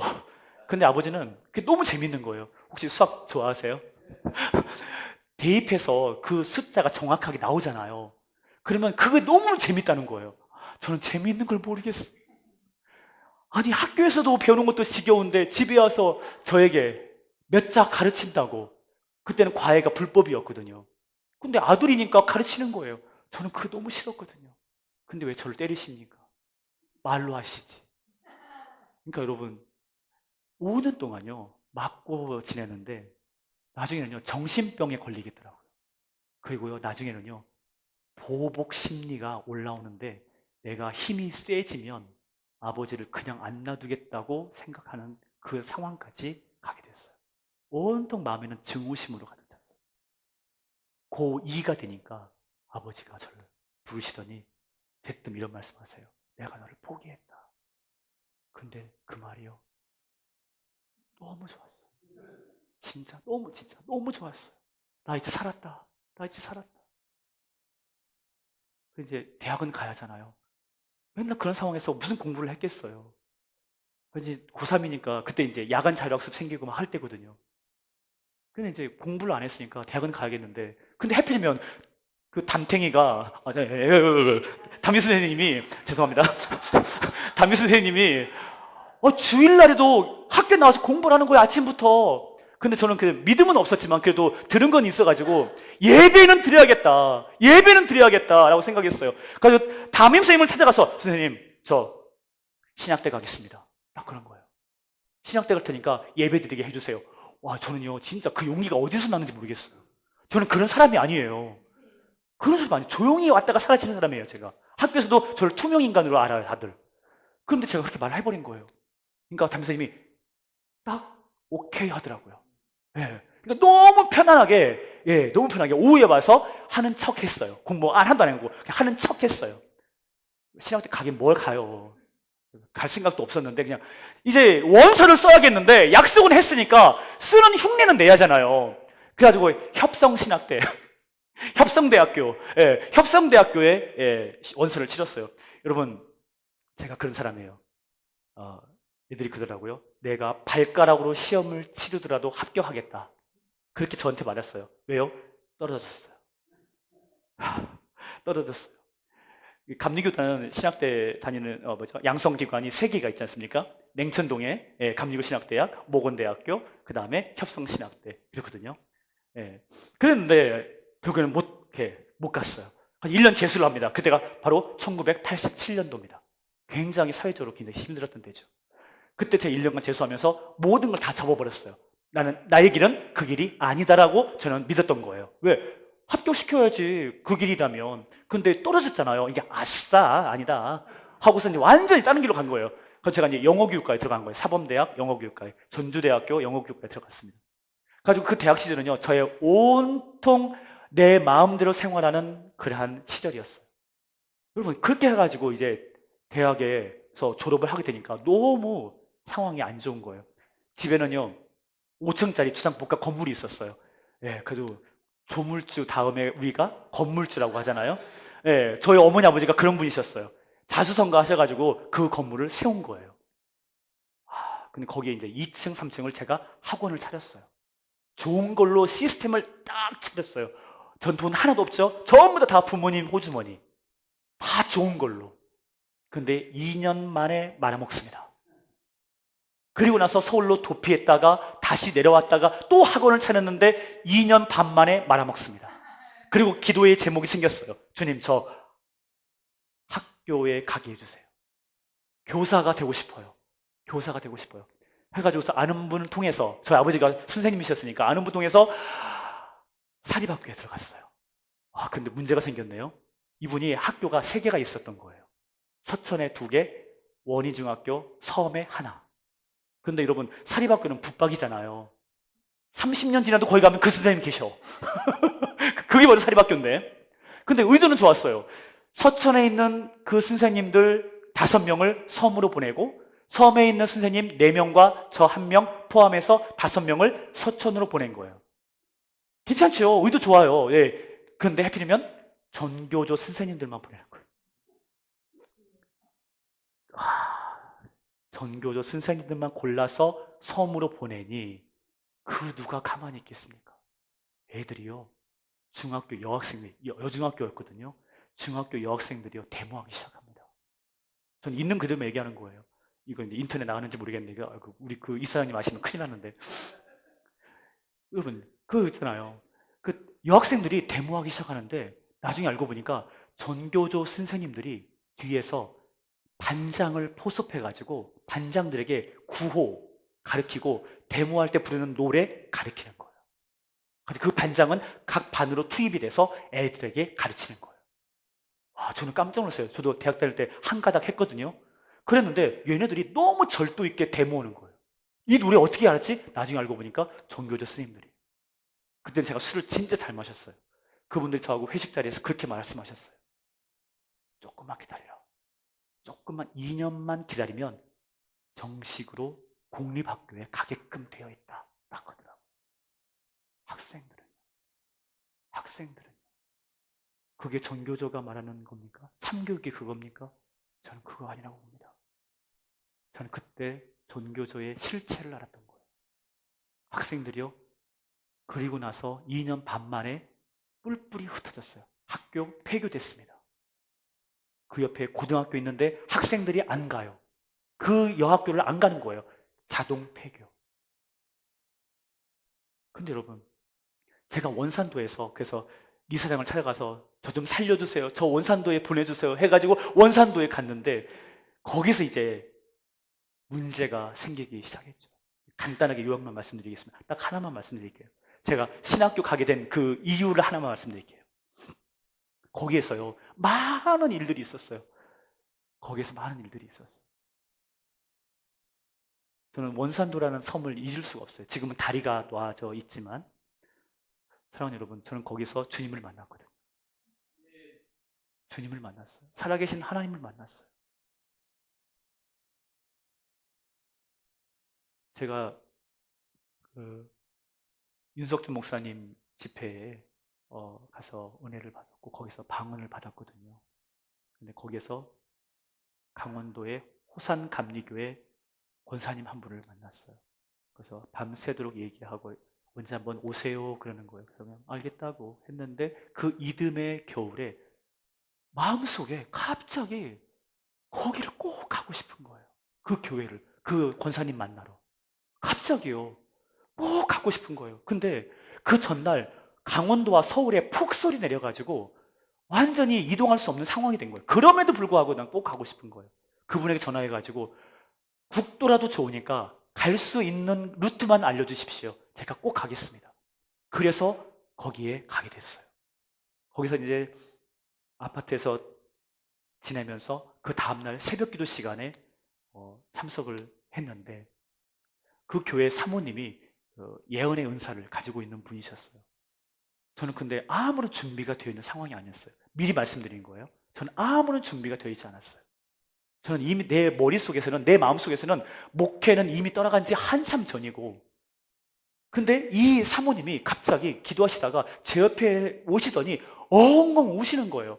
그러면서 뭐라고 하시냐면, 하나님께서 사명자를 선택하셨는데 그 길을 가야만 하는데 불쌍해서 어떡하나 하면서 막 우시는 거예요. 이게 뭔 소리냐? 사명자라니? 나는 아니에요. 나 지금 중학교 교사로 있어요. 속으로 외쳤죠. 나중에 2시간이 지나서 그 상황을 말씀하시더라고요. 오셔서. 자기 교인을 나는 케어하고 싶지 다른 데서 온 사람을 이렇게 예언으로 섬긴다든지 하고 싶어 하지는 않았습니다. 그런데 주님께서 그렇게 강권적으로 역사하셔서 제가 형제님에게 그런 예언을 하게 되었습니다. 라고 말씀하시는 거예요. 저는요, 심각하게 그걸 받아들였어요. 이건 아니다. 이건 아니다. 아니, 당사자인 나에게 말씀하셔야죠. 제가 상당히 이기적인 사람이거든요. 아니, 그분에게 말씀하시면 어떡합니까? 근데 문제는 뭐예요? 제가 준비가 안 돼 있으니까 이분을 통해서 말씀하신 거예요. 그렇다면 하나님, 좋습니다. 그렇다면 제가 금식하겠습니다. 제가 금식할 테니까 주님 저에게 그 길이 맞다면, 그 사모님이 하신 말씀이 맞다면 저에게도 똑같이 알려주세요 라고 제가 하나님께 기도했어요. 그리고 금식기도 했습니다. 그런데 40일 동안 금식기도 한 거예요. 근데 아니, 이게 하지 않으셔도 돼요. 40일 했다가 죽게 생겼더라고요. 40일 아침, 점심, 저녁 했다가는 죽게 생긴 거예요. 그래가지고 제가 어떻게 했는지 아십니까? 하나님, 아무리 생각해도 세 끼는 못하겠어요. 세 끼는 못하겠어요. 가장 만만한 게 아침인데 이건 너무 얍삭한 거예요. 이건 이건 아니다. 점심도 좀 애매한데. 근데 그래도 마음에 나에게 가장 약점은 저녁이다라고 생각한 거예요. 그래서 저녁 시간을 두고서 40일 동안 금식기도 하겠다라고 마음을 먹고 그렇게 하기 시작합니다. 그럼 여러분, 좀 이제 제 마음을 주님께서 아신다면, 얘 하는 싸가지를 보니까, 이제 됐네? 하면서 응답을 주시면 얼마나 좋아요. 저는 그러실 줄 알았어요. 하나님이라면 그러실 줄 알았어요. 얘는 지금 쫄쫄 굶고 있는데, 회식 자리 가서도 저는 참석해요.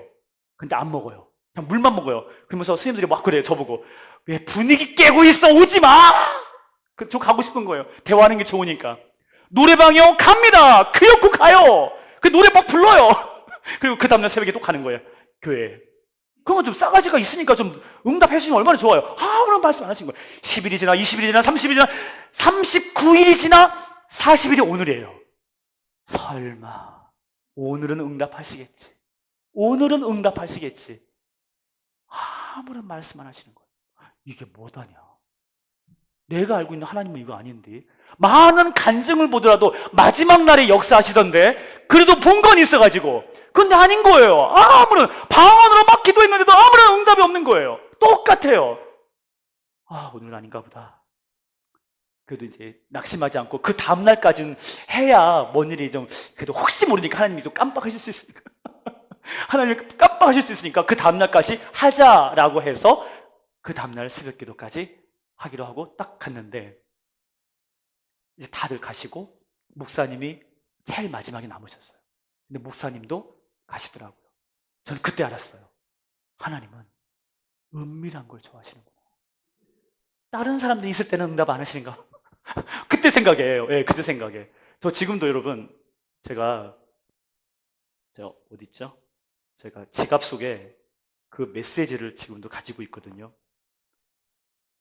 여기 있다. 죄송합니다. 용서해 주십시오. 그 말씀을 잊어버릴까봐 제가 코팅해서 제가 갖고 있는데요. 여러분, 오늘 설교 정말 길게 해서 정말 죄송합니다. 예, 바로 이겁니다.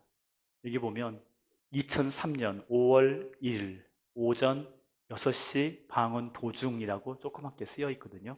어떤 상황이었냐면 저 혼자밖에 없는 거예요. 근데 방언은 막 기도하는데 갑자기 여러분, 저는요 그런 상황을 한 번도 경험한 적이 없었어요.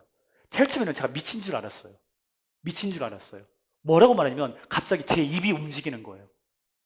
자동으로 제 입이 움직이는 거예요. 근데 방언이 아니에요. 우리나라 말로 말하는데 내 머릿속에서 나온 말이 아닌 거예요.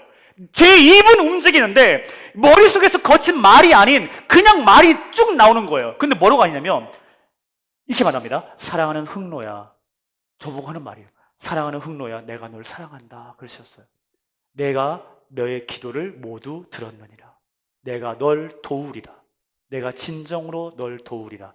내 뜻대로 될지어다. 이게 다예요. 그리고 딱 끝났어요. 더 오고 싶었는데 안 나오더라고요. 그리고 한참 생각했어요. 두 가지 마음이 들었어요. 이거는 주님의 음성이다. 근데 내가 나를 사랑하는 흑노야, 내가 널 사랑한다고? 근데 너무 감사한 건 여러분, 주님이 제 이름을 알고 계시더라고요. 물론 그분은 하나님이신가 모를 리가 없죠. 그런데 그건 제 머릿속에 있는 것이었고 그냥 성경의 인물들에게만 그 이름 말하는 거지. 근데 주님이 저의 이름을 아시는 거예요. 그리고 저를 사랑한대요. 그 생각하니까 눈물이 펑펑 쏟아지는 거예요. 근데 갑자기 드는 생각이 그거 네가 만들어낸 거야. 네가 자의적으로 만들어낸 거야. 그거 네가 만들어낸 거잖아. 그런 생각 드는 거예요. 근데 아무리 생각해도 그건 아니다. 주님이 나에게 주신 응답이다. 라고 생각을 했어요. 그래서 여러분, 그래서 저는 그때 마음을 이제 잡기 시작합니다. 아, 내 길이 다른 곳에 있었구나. 그걸 깨달았죠. 근데 어느 날 갑자기 제가 그렇게 어머니한테 말을 했더니 난리가 났어요. 집안에서. 아, 그거 잘 나가는데 왜 그만두고 목회하려고 하냐고. 근데 여러분 놀라지 마세요.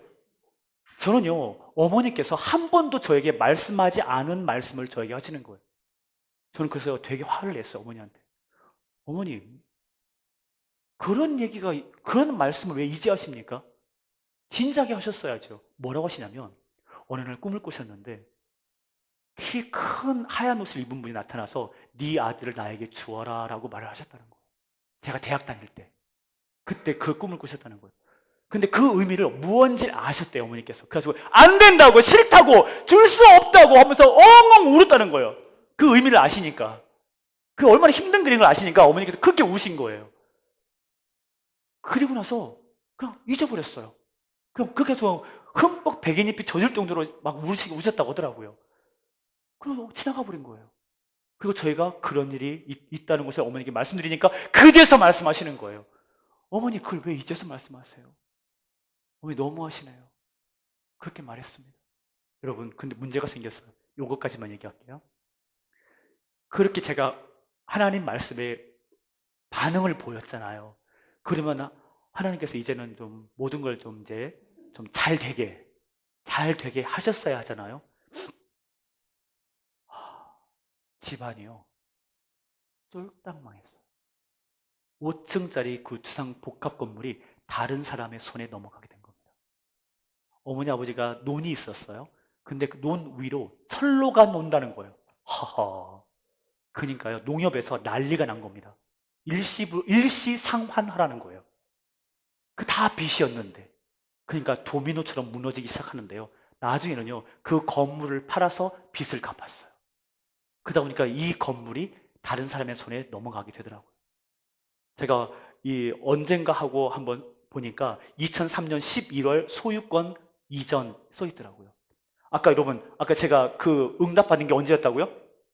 2003년 5월 1일. 근데 소유권 이전된 게 언제라고요? 11월. 그 해 11월 달에 그 건물이 여러분, 저 장가 갈 때 그 건물에서 피로연했어요. 그러니까 저한테 의미가 있죠. 그곳이 다른 사람의 손에 넘어가요. 제7일 안식일교회 목사님한테. 제7일 안식일교회 목사님한테 그 넘어가게 되었어요. 여러분, 집안이요 풍비박산 나는 거예요. 쫄딱 망하는 거예요. 제가 이제 논산으로 이제 이사를 가게 됐는데, 제가 장남이다 보니까 어머니께서 저를 따라오셨어요. 근데 이사를 하는데 이것도 버리고 저것도 버리고 이것도 버리고 이것도 버리고, 그러니까 이삿짐 센터 그 아저씨들이 도대체 이 집안은 어디를 가길래 이 좋은 걸 다 버리나 하면서 욕하는 소리가 들리더라고요. 그 나중에 보니까 지오줌 냄새 나는 그곳으로 가니까 입을 닫아버려요. 지오줌 냄새가 풀풀 나는 곳으로 가니까 그 좋은 건물. 근데 저는 아파트에서 살았어요. 나쁜 놈이죠. 그리고 그렇게 해서 모건대학교 신학대학원 MDB 과정을 2009년도에 마치게 된 겁니다. 그렇게 해서 이제 신학을 하게 됐고 경상남도로 가서 개척을 하게 된 거죠. 그런 과정들이 있었습니다.